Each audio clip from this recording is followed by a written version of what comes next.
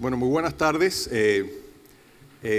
Quisiera agradecer a los organizadores del evento, al CPI, al Ministerio de Obras Públicas y a mis colegas del Banco Interamericano de Desarrollo por la invitación a hablar del tema de recursos hídricos. En verdad he estado bastante preocupado porque me tocó la última presentación del día, entonces pensé que iba a agarrarlos todos cansados, agotados la presentación.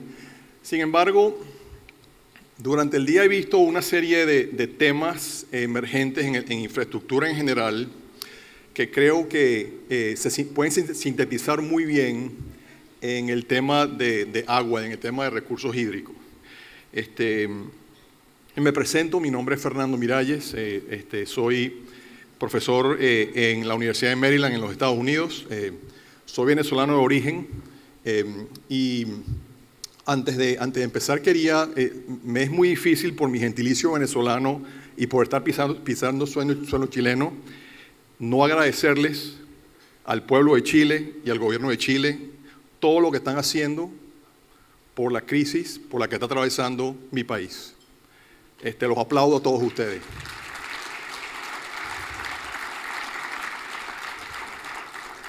En verdad, de todo corazón, de todo corazón.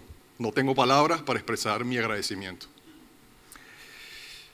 Pasando a un tema un poquito más liviano, yo siempre digo a la gente, yo soy investigador, soy científico. Entonces eso significa que me gano la vida equivocándome.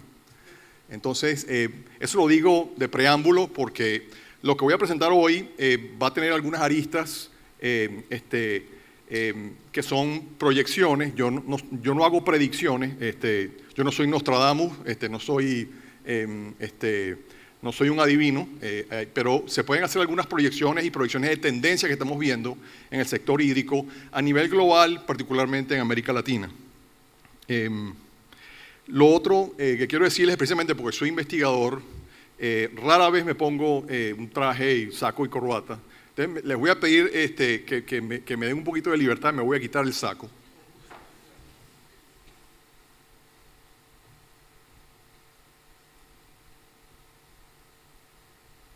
También voy a aflojar un poquito la corbata.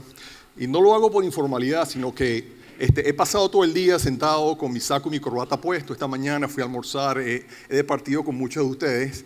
Pero lo que pasa es que si me toman fotos usando una corbata en una conferencia, me causa desprestigio entre mis colegas científicos. Entonces no quiero que me vean por ahí dando una conferencia en saco y corbata. Bueno, en fin, quería hablarles principalmente de una interpretación del concepto de infraestructura de calidad en el sector de recursos hídricos. El título de la charla es para optimizar la disponibilidad de agua y quiero ir definiendo un poquito esos términos, hablando un poco de algunos proyectos que he hecho en mi posición como investigador en la Universidad de Maryland, pero también con una organización no gubernamental de Nature Conservancy, que es una organización global que también hace mucho trabajo en el tema de agua. Esta mañana, desde las presentaciones que dio el presidente Frey, el ministro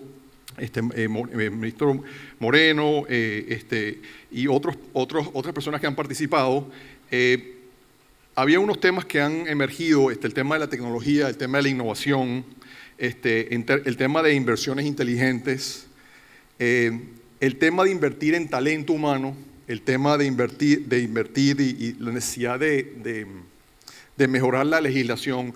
Todos estos temas que se aplican a la infraestructura son particularmente importantes en el caso del agua. Porque, ¿qué pasa en el caso del agua? Yo lo describo de una manera muy sencilla. El sector hídrico enfrenta retos del siglo XXI con ciencia y tecnología del siglo XX y con normativas y regulaciones del siglo XIX. Entonces estamos enfrentados a un problema que es mucho más grande de lo que nos imaginamos que era hace 200 años. Y seguimos tratando de resolverlo de la misma manera de hace 200 años, o 100 años, o 50 años. Y resulta ser que el sector hídrico cambia mucho y cambia muy rápido, como lo vamos a ver. Entonces, déjame ver cómo hago para avanzar la presentación. Creo que me iban a dar un controlador, pero no lo tengo. Ya me lo vienen a dar, parece. ¿Lo tengo en dónde?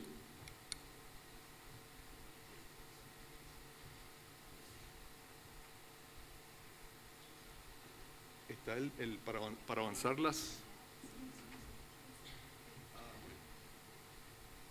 Y aprovecho para cortarme las mangas un poco. Hasta ahí lo voy a dejar, no voy a avanzar más que esto. Se lo prometo. A ver si esto lo hago bien. A ver, ¿sí? ¿Así? Anoté el pointer y para avanzar, la fecha verde grande. Ahí está. Ok. Bueno, vamos a tratar de responder una primera pregunta. Comparativamente, ¿cómo es la disponibilidad hídrica en América Latina en relación al resto del mundo? Digamos, para tener un esquema, un esquema mayor de cómo estamos. Esto que está aquí es el índice de escasez hídrica. Esto es básicamente a nivel de píxel, y en este caso el píxel más o menos unos 50 kilómetros. ¿Cómo se comparan? Esto es un cociente. ¿Cómo se comparan la cantidad de agua que se extrae versus la cantidad de agua que naturalmente el ciclo hidrológico repone en esa ubicación? El color rojo significa que estamos sobreexplotando más de 100 veces la capacidad natural de los sistemas hídricos de restablecer el agua. Entonces pueden ver que zonas como el micrófono que tenía, aquí está. Voy a agarrar. Perfecto. Zonas como la zona del Medio Oriente del norte de África, de la cual voy a hablar en breve, están sobreexplotando, pero fíjense aquí en Chile, tenemos un poquito de rojo. Chile es dentro de América Latina, uno de los lugares donde hay mayor sobreutilización del recurso hídrico. Quiere decir que lo estamos utilizando más de lo que el mismo ciclo hidrológico lo puede reponer. Y esto es algo que es importante destacar. Otras localidades que están más o menos en zona crítica son el norte de México esta península y algunas otras zonas. El amarillo significa que estamos utilizando entre 1 y 10 veces la capacidad de los sistemas naturales de reponerlo y ahí tenemos problemas en otras partes de la región. Pero esto nos da un pantallazo de dónde estamos en América Latina en general. Hay mucho azul.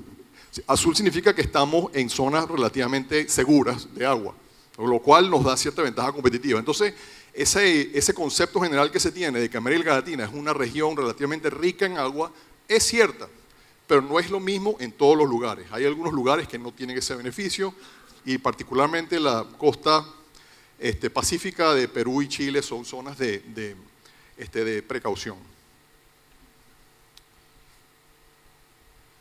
Si hacemos un zoom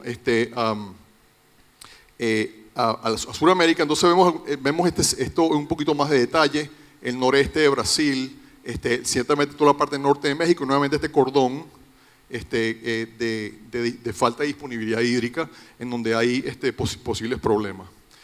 Hacemos una proyección al 2050, lo que se puede ver, nuevamente esto es una proyección, esto tiene una serie de supuestos, tiene supuestos de crecimiento de población, tiene supuestos de que para qué vamos a estar utilizando el agua, pero nos da una cierta idea de la tendencia, una tendencia racional de este uso del agua. Lo que se puede ver es que bueno, este cordón se acentúa un poco más, quizás esto se acrecenta, pero las tendencias básicamente de aquí a unos 30 años es que estamos dirigidos a las mismas tendencias que estamos manteniendo hoy en día van a seguir acrecentando problemas potenciales de disponibilidad de agua. Ahora, la cosa es que no es lo mismo en todas partes. Si uno agarra la diferencia, este es el cambio entre el 2015 y el 2050 en esas proyecciones, uno puede ver que hay unas zonas azules. Las zonas azules son zonas donde va a haber más disponibilidad hídrica, más agua, y zonas rojas donde va a haber menos agua. Entonces aquí uno puede ver en detalle dónde están los cambios. Se puede ver, por ejemplo, una tendencia interesante, que es esta zona donde va a haber más disponibilidad hídrica. Eso es por razones que son buenas noticias a corto plazo, pero malas noticias a largo plazo.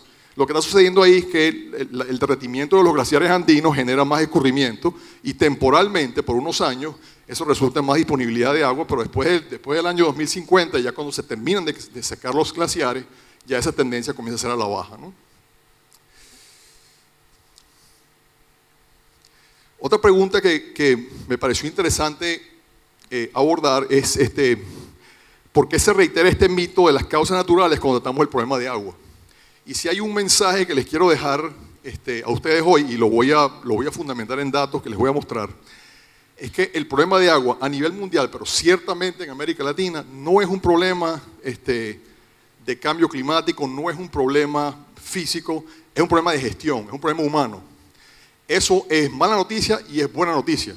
Mala noticia es porque lo estamos causando nosotros. Buena noticia porque si lo estamos causando nosotros, lo podemos resolver nosotros. ¿Okay? Eso lo vamos a ir viendo. Pero esta mañana cuando venía en el taxi para acá, el taxista, no sé por qué razón, y habrá intuido, se me puso a hablar de cambio climático y cómo en Chile en esta época era mucho más frío, ahora es más caliente y ya no hay agua, se está secando. Entonces hay como una especie de, y él se lo atribuye al cambio climático. Y eso es algo que yo veo que constantemente se hace. Ahora todos los problemas de agua, todo se atribuye al cambio climático. Y resulta ser que lo que vamos a ver hoy es que en realidad el cambio climático es una pequeña fracción del problema de escasez hídrica. La señal, y nosotros hemos hecho estudios de investigación en los que hemos separado la señal humana de la señal climática. Y la señal que domina claramente en la escasez hídrica es la señal humana. El uso del agua es la demanda del recurso hídrico y cómo utilizamos el agua.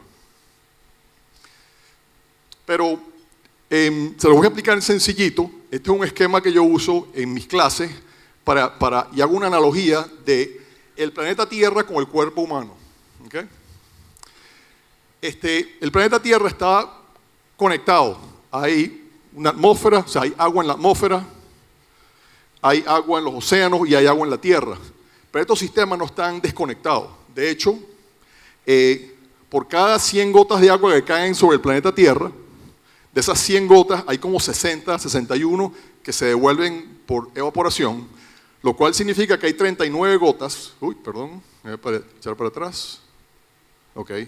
Lo cual quiere decir que hay 39 gotas, que es con lo que nosotros contamos. De esas 39 gotas, nosotros utilizamos 38 en la superficie, hay una gota que se va hacia los acuíferos y eventualmente se reúne al final con las 38 gotas que eventualmente se descargan en el océano. Esas 39 gotas en el océano es al revés, en el océano se evapora mucho más agua de la que llueve. Y estas 39 gotas son las que hacen el balance. ¿Por qué hago hincapié en esto? Porque esto lo que quiere decir es que si nosotros los humanos modificamos lo que sucede en el planeta Tierra, de manera tal, si nosotros construimos una represa, si nosotros deforestamos, si nosotros afectamos el ciclo hidrológico en cualquier parte del planeta Tierra, eso afecta un ciclo hidrológico que es global. Y la analogía que yo hago con el cuerpo humano, o sea, si el planeta Tierra es como el cuerpo humano, el agua viene siendo como ¿qué? Como la sangre, ¿cierto? ¿Ok? Es el líquido vital que mantiene el planeta vivo. Entonces imagínense que ustedes que su cuerpo es el planeta Tierra y a ustedes le están metiendo un poco de inyecciones y le están sacando sangre por todos lados y están utilizando. ¿Cuánto vive ese cuerpo? Ese cuerpo no va a vivir mucho. Lo mismo puede hacerse, esa misma analogía se puede hacer con el planeta Tierra. Entonces, el mensaje que les voy a transmitir es que tenemos que, la manera sostenible de utilizar el agua es una manera que replique los ciclos naturales de la manera más cercana posible. Eso es un esquema mental que es difícil de absorber. Yo soy ingeniero. A los ingenieros nos entrenan a resolver cualquier problema con una presa, una tubería, una bomba o alguna combinación de estas cosas. Eso no es sostenible. Conducir agua cientos, miles de kilómetros de un lugar a otro para satisfacer necesidades de agua humana no es sostenible desde el punto de vista planetario. Entonces, la gestión de agua, no podemos pensar que nosotros seguimos con nuestras actividades socioeconómicas, extrayendo agua aquí, extrayendo agua allá, un país no se habla con otro, un continente no se habla con otro, y que el planeta Tierra esté bien, y que el planeta Tierra siga funcionando de una manera óptima. Por eso tenemos fenómenos como el cambio climático, por eso tenemos sequías, por eso tenemos inundaciones, por eso tenemos eventos extremos. Por eso tenemos las implicaciones de estos eventos extremos en otros sectores, como las crisis en el sector alimentario, como las crisis en el sector energético. Todas estas cosas están conectadas y tenemos que cambiar el paradigma de la gestión de recursos hídricos para asimilar el hecho de que estos sistemas están conectados. Y esto es un poquito ese esquema que les quería mostrar. La seguridad hídrica depende, imagínense, la seguridad hídrica depende de tantas cosas que suceden simultáneamente. Está el cambio climático, está todo todo este esquema de actividades socioeconómicas, transporte, construcción. Hemos hablado de muchas de estas cosas hoy. Hemos hablado de agricultura, bueno, no hemos hablado de agricultura mucho, hemos hablado un poco. La producción de alimentos, todos estos aspectos están conectados. Mientras nosotros no gestionemos integralmente el ciclo del agua y que nuestra gestión de los recursos hídricos se asemeje a lo que está pasando en la naturaleza, vamos a seguir teniendo estos problemas, porque estamos perturbando un sistema fuera de su equilibrio sin dejarlo llegar nuevamente a una nueva posición de equilibrio.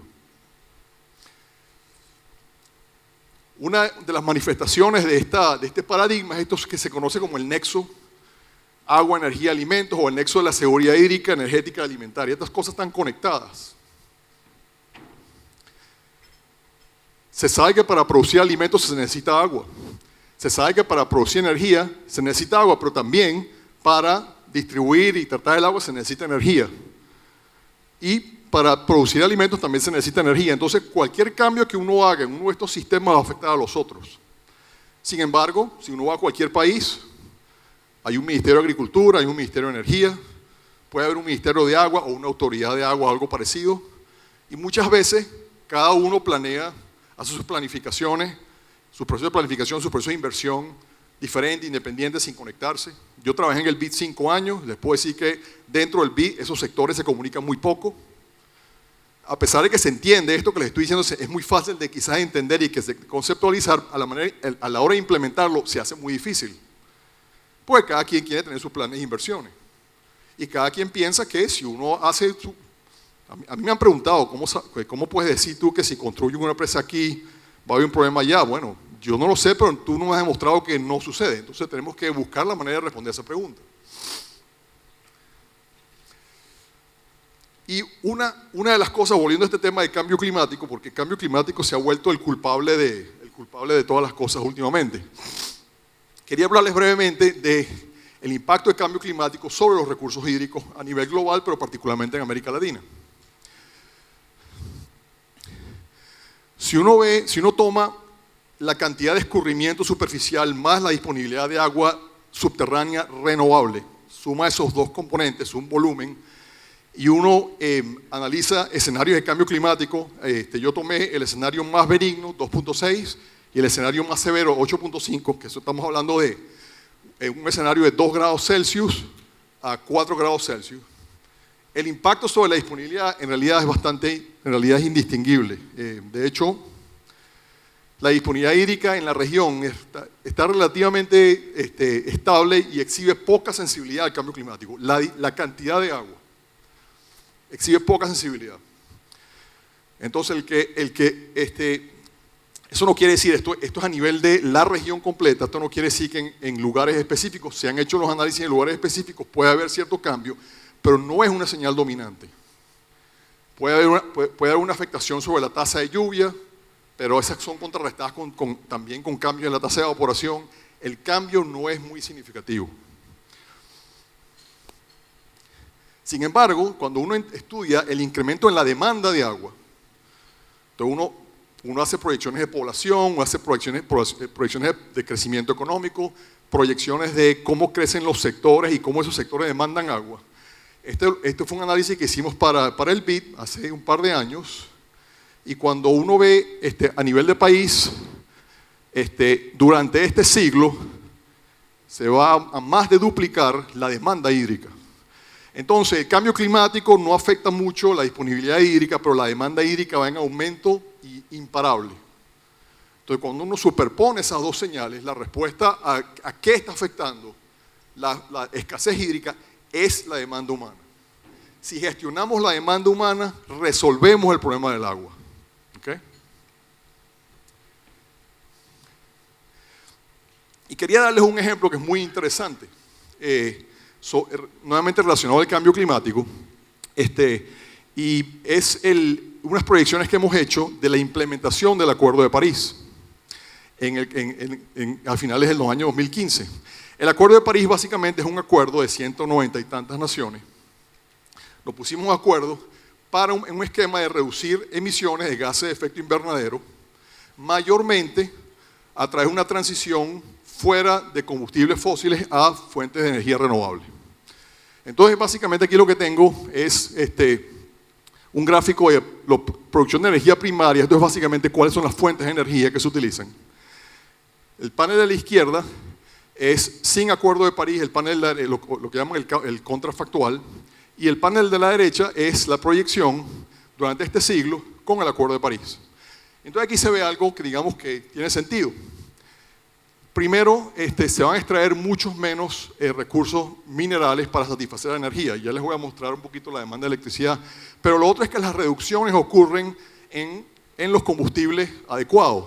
Rojo es petróleo, azul es gas natural y morado es carbón.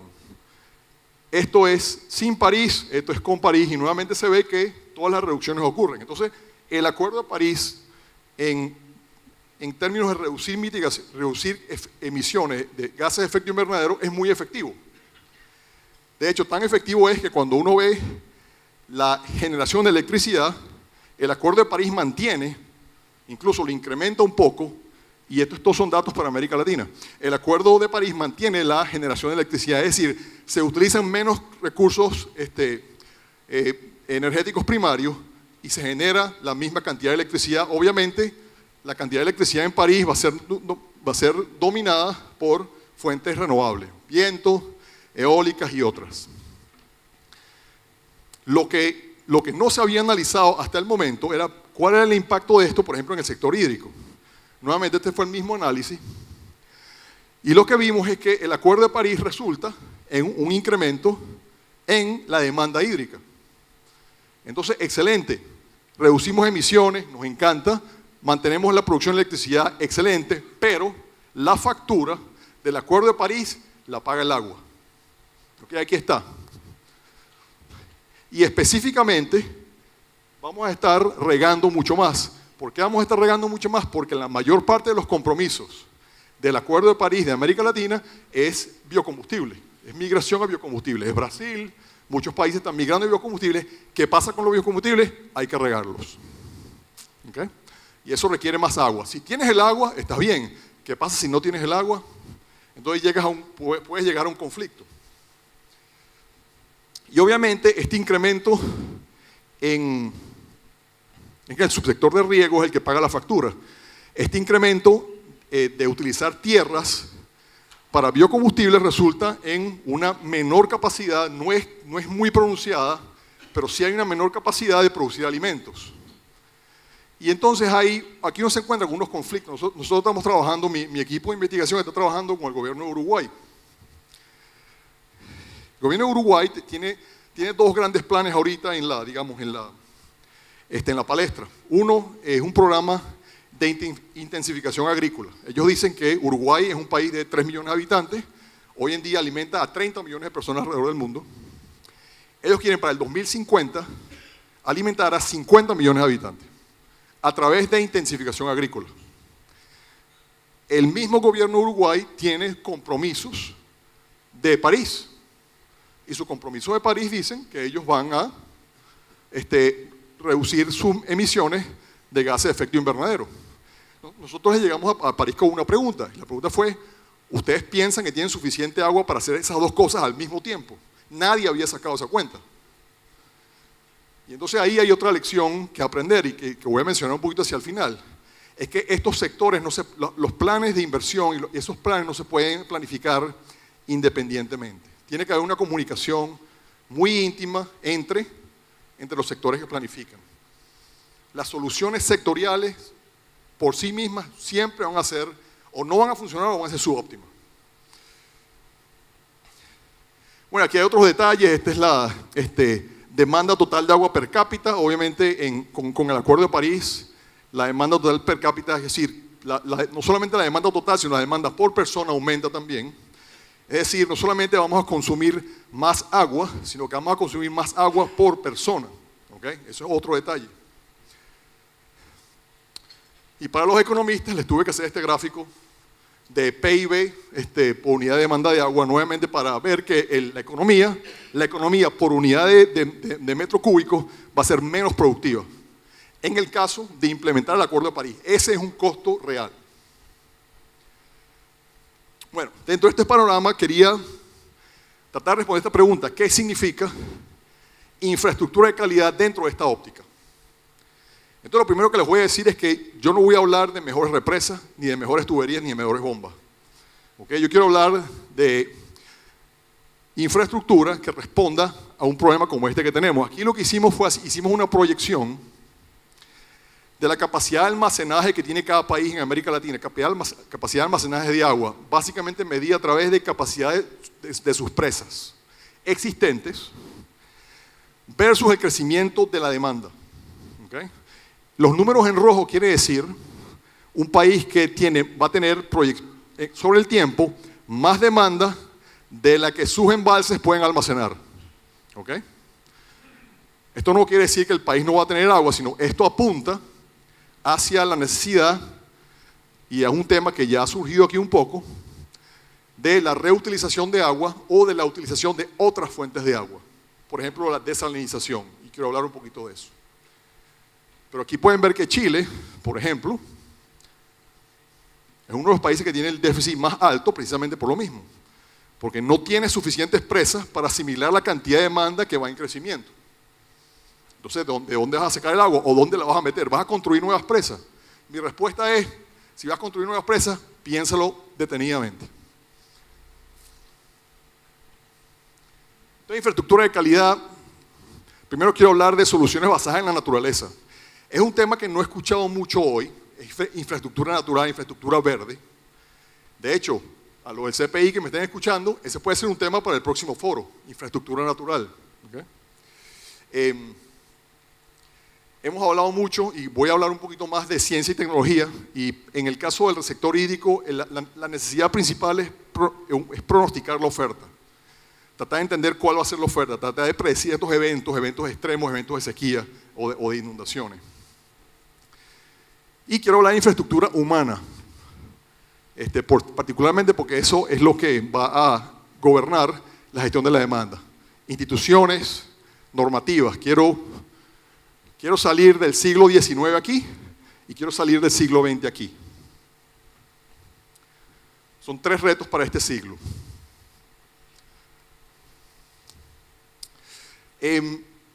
La infraestructura natural ya se ha demostrado que tiene bastantes aplicaciones, desde mantener caudales ecológicos, mantener recarga de acuíferos, prevenir inundaciones y sequías, mitigarlas.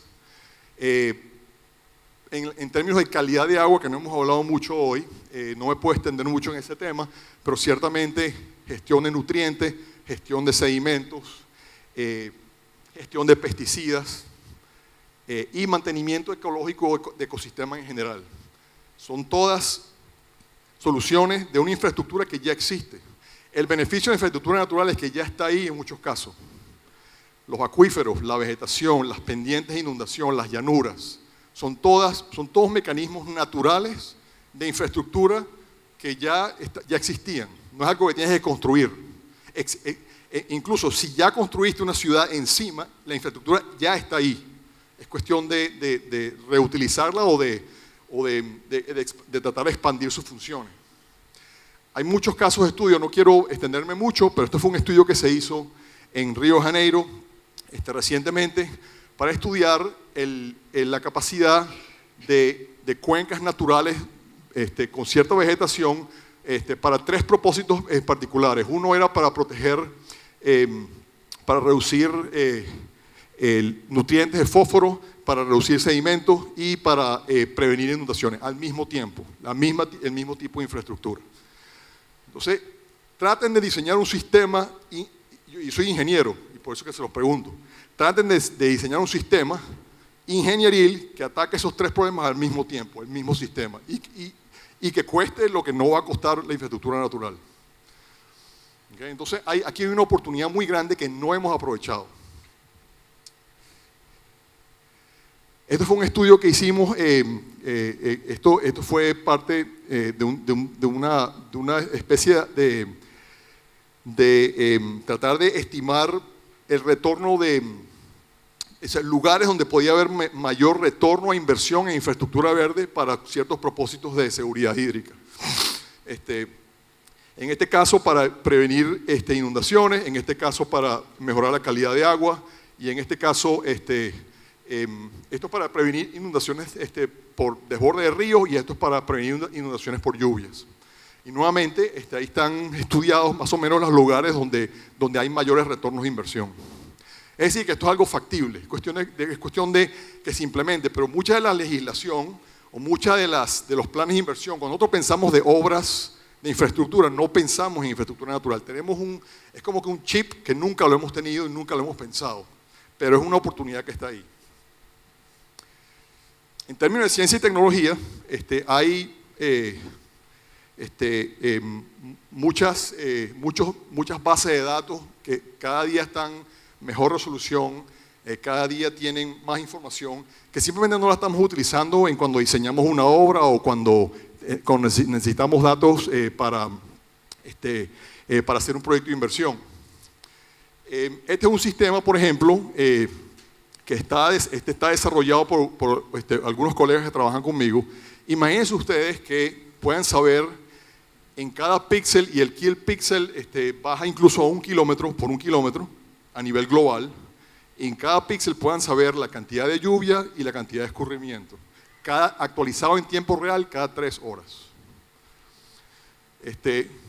Una de las principales cosas que escucho yo cuando voy a trabajar en un proyecto, me dicen, no, es que no hay datos, no hay suficientes datos, no existen datos. El que diga eso hoy en día es porque no está buscando, no está buscando lo suficiente, porque hay bases de datos extensas como estas que han sido comprobadas y calibradas.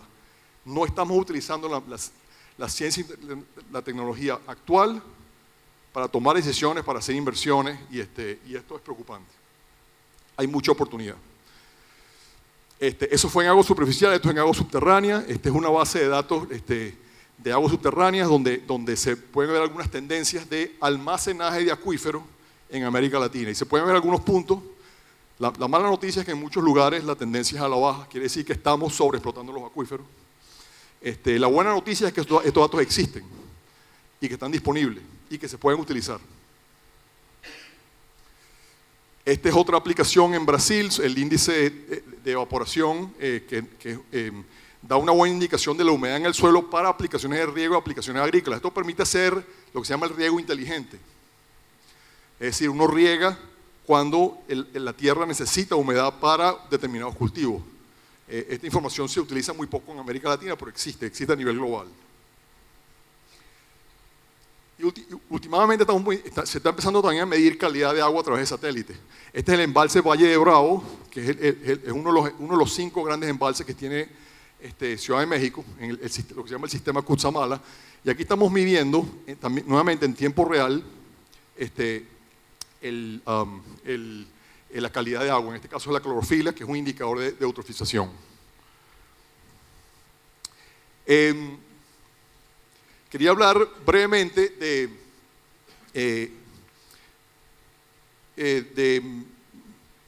escenarios socioeconómicos.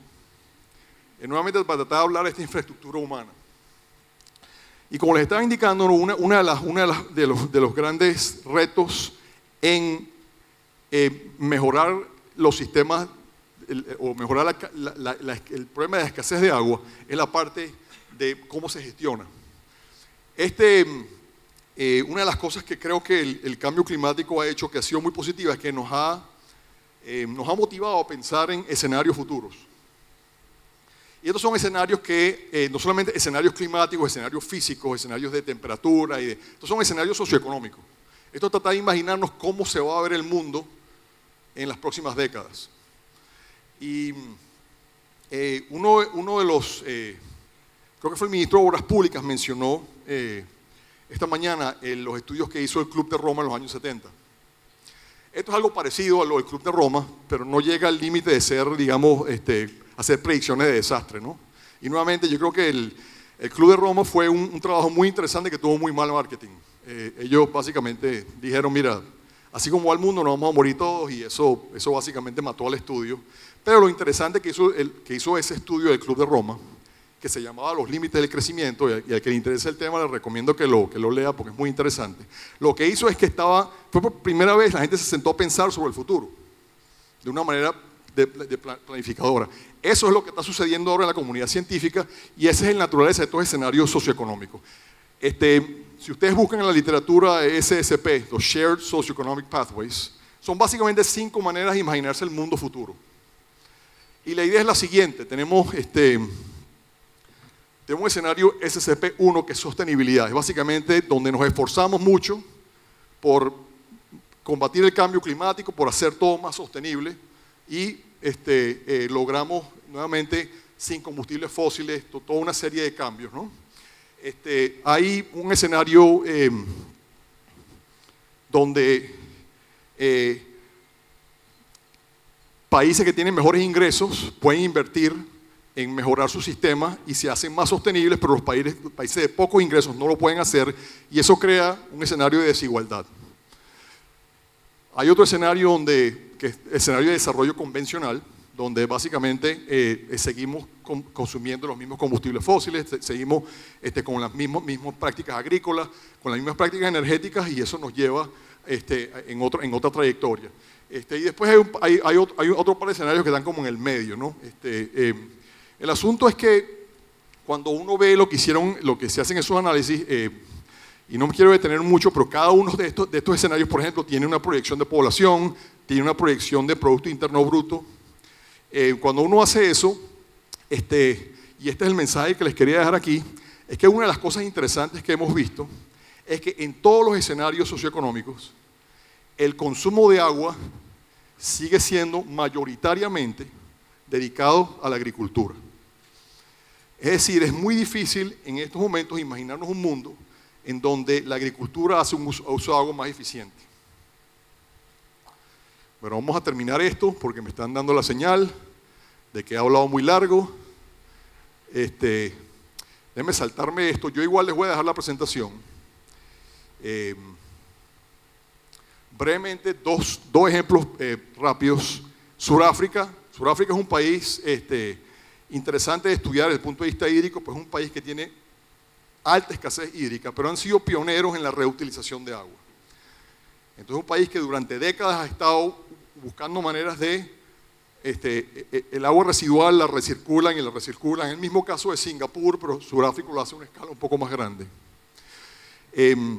Ahí hicimos un estudio que fue financiado por el Banco Mundial y básicamente lo que hallamos en este estudio, estos son estudios que están todos publicados y las referencias están aquí en la presentación, es que Sudáfrica puede mantener su producción, su crecimiento energético, porque están creciendo, la economía está creciendo y tienen mayor demanda de electricidad, utilizando menos agua de la que estaban utilizando en el año 2010. ¿Okay? Entonces, un escenario de crecimiento económico con menos agua, Sudáfrica es un buen ejemplo. El otro caso que les quería mencionar fue un estudio que hicimos para la región del Medio Oriente y Norte de África, que es esta región súper crítica en cuanto a disponibilidad hídrica, porque simplemente no tienen el recurso. Han sobreexplotado los acuíferos, y estas son proyecciones del índice de escasez hídrica hasta el año 2100, pueden ver que están, y pueden ver nuevamente también, si saben un poquito de geografía, pueden ver que esos países son todos muy conflictivos. Aquí hicimos un estudio de básicamente qué sucedería si se reduce drásticamente la demanda hídrica de los sistemas naturales y se reemplaza por desalinización. Es decir, estos son países cuya solución es buscar una fuente adicional de agua. Y entonces lo que hicimos fue tratar de calcular cuál era la costo-efectividad de cambiar la fuente de agua, de continuar la sobreexplotación de sus acuíferos, a cambiar para la desalinización, y calculamos la inversión a nivel de país, de cada país, en necesidades de desalinización. Entonces, los dejo con 3 mensajes. Como soy científico, nuevamente lo voy a hacer de 3 maneras. Uno es una tesis. Tesis quiere decir algo que está probado. ¿Okay? El problema de la seguridad hídrica en América Latina debe enmarcarse en una solución, una visión integrada, llámese nexo, llámese lo que ustedes quieran, pero multisectorial. La solución no es sectorial, porque las soluciones sectoriales siempre van a ser subóptimas. Entonces, siempre va a haber problemas cuando uno planifica los sectores independientemente. Uno es una hipótesis. Esto quiere decir que hay suficiente evidencia para realizar inversiones en infraestructura de calidad, definida como infraestructura verde, infraestructura en ciencia y tecnología y hablamos de inteligencia artificial y todas estas cosas, que todos estos datos, se pueden aplicar todos estos datos, e infraestructura humana y socioeconómica, instituciones, reformas institucionales. Me alegra saber que muchos países están trabajando en reforma institucional y legal del sector de agua. Eso es extremadamente importante. Y lo otro es una opinión. Esto es que básicamente no está aprobado. Pero en mi experiencia, a mí, una de las cosas que todas estas nuevas fuentes de acceso a datos, el problema que nos están exponiendo es que estamos pasando de un mundo que tenía muy poca información a un mundo que tiene demasiada información en muy poco tiempo. Entonces hay muchas fuentes de datos, hay muchas proyecciones, muchos modelos, muchos escenarios. Entonces lo único que les pido cuando vayan a utilizar esto es traten de verificar la veracidad de estos datos. Básicamente, aquí el mensaje clave es que deben estar avaladas por conocimiento actualizado y reconocido, conocimiento científico. No es que alguien hizo una proyección tipo Nostradamus y pasa mucho. Yo, por ejemplo, trabajo mucho como revisor de informes del Banco Mundial, del BID, de otros bancos, y cada vez que veo de dónde está esta fuente de información, la gente se rasca la cabeza, no me dan respuestas, etcétera, etcétera. Hay mucha desinformación en el medio de la información, y es importante tratar de separar una cosa de otra. Con eso los dejo. Creo que será mi última lámina. Sí, agradecimientos a ustedes y muchas gracias. Me pienso una súper reflexión final. Esto no me va a tomar nada y es divertido además. Yo no sé si ustedes vieron esta película. Una película muy interesante. Se trata de la historia de cómo un pequeño grupo de hackers o pronosticadores, etcétera, lograron predecir la burbuja en el mercado de bienes raíces en los Estados Unidos hace como una década. Lo interesante es que al líder del grupo, que está interpretado por Christian Bale, le hicieron una entrevista recientemente. Y obviamente el tipo hizo una millonada, ya no trabaja, etcétera, pero lo revelador fue que dijo que en lo único que estaba invirtiendo y que estaba observando era el único commodity que estaba observando era el commodity de agua. Entonces, cuando alguien que logró hacer esa predicción, que es bastante buena, se ocupa de agua, hay que prestar atención. Bueno, con eso sí los dejo. Muchas gracias de nuevo.